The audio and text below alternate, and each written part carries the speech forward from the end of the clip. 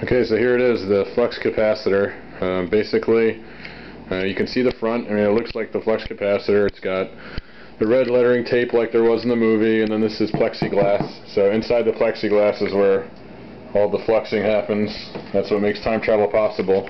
It's basically just a big wooden box. It's made out of 1x2s, and they're screwed and glued together, and then the outside is foam board, 1/16 inch foam board.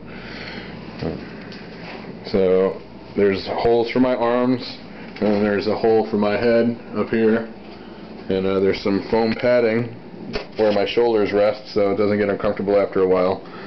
And on the left side of it are the control switches. So there's a total of 4 controls here. This one, the red one, turns on the case lights, which are just LEDs that kind of light up the inside so you can see what's going on. This one controls the pulsing. When you turn it on, it starts to pulse. And it also turns on an LED in the slide potentiometer here that you can adjust to vary the speed of the pulsing.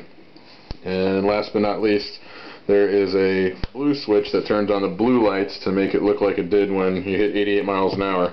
So I'll show you what that all looks like in the case. So here is just a front view of it. So if I turn on the case lights, you can see it gets a little bit more lit up inside. And now you can see with a little bit more detail all the gizmos, or I don't even know what to call them, the parts inside. And then the yellow switch turns on the pulsing. So now it's activated and time travel is very close. And you can adjust the slide potentiometer here. And that varies the frequency of the pulsing. So this is the fastest setting, this is the slowest setting, and that's about medium. And then last but not least, when you hit 88 miles an hour and you travel through time, it turns blue. So that's the final switch. So that's about it, really. You can see some of the stuff on the inside. It all runs off 8 AA batteries that are connected to 3 of the custom made circuit boards. I made circuit boards just for this project. There was no off-the-shelf light pulsing thing that I could find that would work for this. So this board right here is essentially the master board. It's where all these signals to turn the LEDs on and off are generated. And it's on the master board, it sends the signals to the LEDs directly for the first board, and then the next 2 are connected to this ribbon cable. So they all turn on and off at the same time, and then that's what makes it look like it's synchronized and pulsing in towards the center at the same time. If there were 3 individual boards, they wouldn't be in sync with each other and it wouldn't look right. So that's why I did it that way.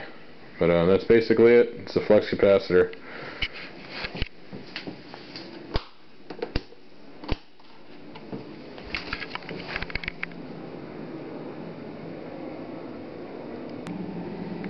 And here's just a little more detail of the inner workings and what's going on here. So here is 8 AA batteries, which sends about roughly 12 volts to the circuit. Goes to that connector. There's a fuse right here, a 1 amp fuse in case I push wires or whatever and it shorts it out. It won't damage the batteries or the board. So there's the back side of those 3 switches, the slide potentiometer, and then the power to the 3 switches is connected through this rainbow ribbon cable to the main board. And that's where it gets all the input power, and which powers the circuit and all the logic chips. And then the signals to turn the LEDs on and off go through this ribbon cable. So it goes first to the first board and then to the second board. And that makes the LEDs look synchronized.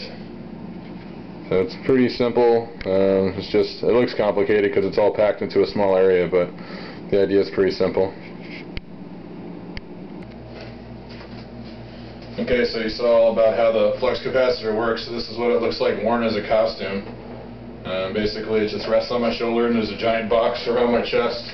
It looks really heavy and uncomfortable, and well, it's not really that uncomfortable, but it is kind of heavy, so after a while it gets a little heavy. But I'll turn it on, you can see it work.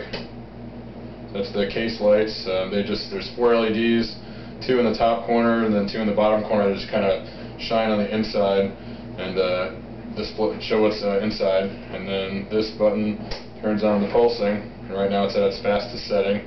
So let me slow it down to about medium, and then this is the slowest setting. See it a little better. It'll speed it up, and then this switch makes the lights turn blue. And so I'll do that every so often to simulate 88 miles an hour, because I can't run that fast. I'll slow down the pulsing again. That's basically it. This is it. This is the Flux Capacitor. Happy Halloween.